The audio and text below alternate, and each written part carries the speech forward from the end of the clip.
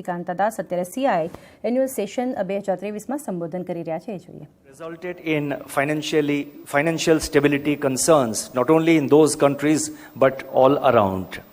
Quite naturally, the outlook has been adversely impacted, particularly in the advanced economies.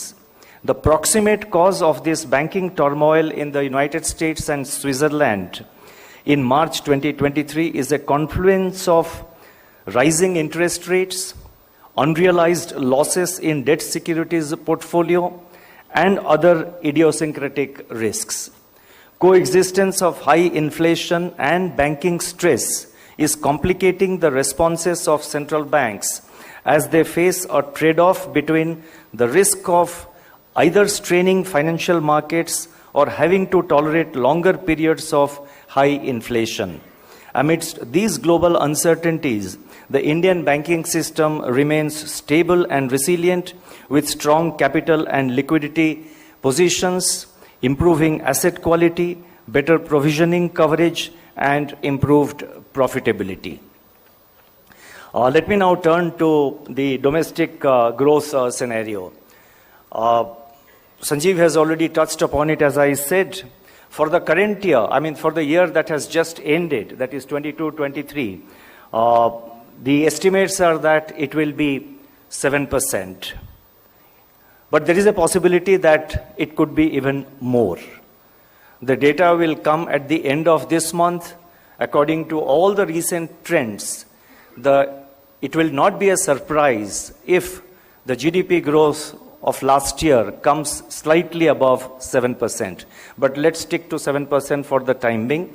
And the trends, the fourth quarter trends in particular, it initially appeared in the third quarter that there was a pent-up demand which was supporting economic activity. But all the economic indicators in the Q4 of last financial year, they saw that economic activity sustained momentum, and in fact all the fast move high frequency indicators, about 70 of them which we monitor in the Reserve Bank of India, almost in all of these high frequency indicators the momentum was maintained in Q4. So therefore I will not be surprised, we should not be surprised if the growth is slightly more than 7%. For 23-24, we have given a figure of 6.5%. And we have said that, with lot of, we have done our internal analysis. Of course, the IMF and other international institutions have given lower projections. For instance, the IMF projects it at 5.9%.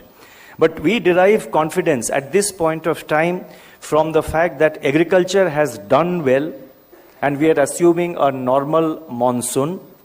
Services sector continues to perform very well. In fact, as you all know, although merchandise exports slowed down, moderated last year and have moderated, it is the services exports which have really gained further momentum. So agriculture has done well. Services sector on the whole is doing well. The capex and the infra spending by the government has also picked up with again large provisions in the budget for capital expenditure by the government. There is evidence of revival of private investment also. We notice it in certain sectors, particularly steel and cement. Your members of CII will know better. Capacity utilization in the manufacturing sector, according to RBI's latest survey, which we have published, is around 75%. But I am told that the CII survey shows that capacity utilization in manufacturing sector is even higher. I don't know whether they have shared the number with you, so I am not mentioning it. But in our interaction last week in Mumbai, I was told that, I have the number, and it is clearly much more than 75%. So capacity utilization in the manufacturing sector continues to be robust. Credit offtake in banks also is remaining quite resilient. તો આ રીતે આપણે સાંભળ્યું RBI governor દ્વારા જે આ statement અને આજના દિવસે જે આપણી કમેન્ટ્રી છે મહત્વની એટલા માટે રહેશે કે આવનારા મહિને જૂનમાં ક્રેડિટ પોલિસી પણ જાહેર થવાની છે ને એમને જાહેરાત પહેલાં જ્યારે એમણે કહ્યું છે કે વ્યાજદર ગ્રાઉન્ડ લેવલના ફેક્ટર્સ પર આધારિત રહેશે, ઇકોનોમીની સ્થિતિ કેવી છે એના પર પણ ખાસ કરીને એક આધાર રાખવામાં આવશે ને ગ્લોબલ ઇકોનોમીમાં પડકાર છે એનો સામનો કરી રહી છે તેઓ કહી રહ્યા છે. તો આ નિવેદન એમના દ્વારા ખાસ મહત્વના રહેશે અને આવનારી ક્રેડિટ પોલિસીમાં પણ જાહેરાત મહત્વની રહેશે. રાજન શાહ આપણી સાથે